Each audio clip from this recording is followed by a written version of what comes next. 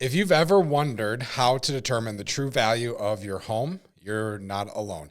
There are many different resources out there on how to determine your home's value, from Zillow to property tax assessments to Realtor.com, Trulia. They all have different values, and it can get quite confusing as to the true value of your home. But in this video, I'll break it down and give you the steps and how to determine the true value of your home so you can make a more informed decision. Whether you're just curious about what your home's value is on the market, or you need to do a refinance, or you need to sell, or you're doing some estate planning, knowing the true value of your home can be very important. So follow along in this video and we'll break it down. Misjudging your home's value can have serious consequences. If you overprice the home's going to sit on the market for a while. Buyers will be scared off because they feel the value is too high. It's not even worth their time going to see it. The home sits, price reductions happen, buyers negotiate, and you end up taking less than if you would have just priced it right from the get-go. If you underprice it, you could be leaving money on the table. People might come in, and even if bidding wars happen, if it's underpriced, they may not go as high as what it originally would have went if we had priced it right from the beginning. So setting the pricing right by planning and strategically coming up with the value of your home is the best way to sell your home or determine your home's values. Let's get started on how we do that. There are 5 key ways for you to determine your home's value, and we'll go through those right now. The first one are the online home estimations, the Zestimates, the Valuation on Realtor.com or Trulia. These are a good start, but they are wildly inaccurate, sometimes being off by, somewhere between 5 and 8%. All they are doing is they're gathering the data online, they're running it through some valuation softwares that they have, and they're coming up with an estimated value of what your property could be. And doesn't take into account if you've done repairs or updates, or maybe your neighbor's house sold, for less because it was a foreclosure. It's just running an algorithm and determining the value. It's a good start, but it could be inaccurate. The next place that you can go to determine your home's value is a comparative market analysis. That's where you're going to give me a call. We'll sit down, I'll take a tour of the house, we'll walk through the comparable properties, not only the ones that have sold, but the properties that are currently on the market. And we'll gather all that information and come up with an approximate value of what I think your house could be worth in today's market. It usually is a range because depending on the market timing and everything else, buyers may be willing to pay, on the lower end or on the higher end. So you'll get a range of this is where your house should fall. And it's always good to reach out to a real estate professional to start that process and determine that value.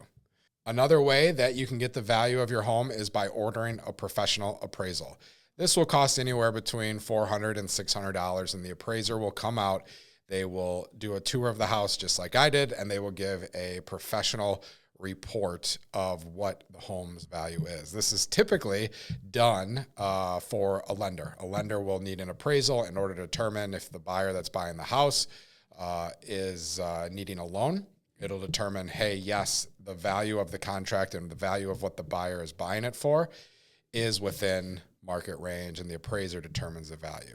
You can do it before you list your house for sale to kind of determine an analysis of what the house could be worth. I don't always recommend it. I can provide the same guidance through a comparative market analysis and give you a range of what we think the house will sell for. And a lot of times I find if you order an appraisal on your own, it may be high, it may be low. They are determining just a value of what the house could be worth in the market, but it's not necessarily what a buyer might pay for it, or what multiple buyers might pay for it in case of the multiple offer situation. And then, of course, another way, it's kind of like the comparative market analysis, but you could, review comparable properties on your own.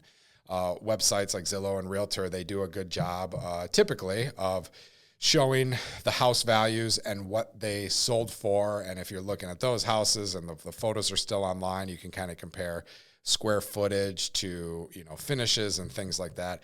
and good range. This is probably, pretty similar to looking at a Zestimate or a valuation on realtor.com. It's a good start. It'll give you an idea, and maybe you want to get that idea before contacting a realtor just to kind of see how your expectations align with what their opinion is going to be. But it is an option, especially if you're trying some for sale by owner option. You can kind of look around and see and trying to set the price that way. What that doesn't take into account that a comparable market analysis would is the buyer demand versus the seller demand, the timing of when listing your house on the market is most effective, which is a video that I talked about a couple weeks ago. If the market has swung and yes, your neighbor's house sold in the spring, for $300,000, maybe you're listing your house in the fall or the winter, it may not sell for that same amount just because there is more buyer demand in the spring than there is in the fall and winter.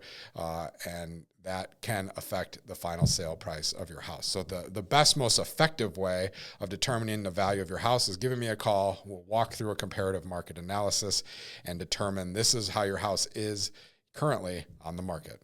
All right, so there's two different options. Option one, you can take a look at the Zestimate. You can look at the valuations of homes in the area on your own, and you can determine your own value and put it on the market. And this may work, but the danger of it is you got too high or you got too low, and if it's too low, you left a little bit of money on the table. If you got too high, your house is going to sit longer, and buyers start to question why it's on the market so long, and you end up taking less in the long run as the house sits and buyers get more bold in their negotiations. Or option two, you give me a call. We sit down, we go through a thorough market analysis, come up with a strategic plan for pricing your house on when it's going to hit the market, how the other comparable properties are against it, not only ones that have sold, but the ones that are for sale. So what's the next step? Give me a shout. Let's sit down. We'll have that conversation. I'll walk through your house. We'll talk about how your house fits in today's market, come up with a new number for comparative market analysis. And even if you're not selling your house, at the very least, you are having some planning and some ideas for anything in the future on where your house sits in today's market. Click and follow along for more videos to come, and feel free to comment below if you want to connect for a free home evaluation with the comparative market analysis strategy.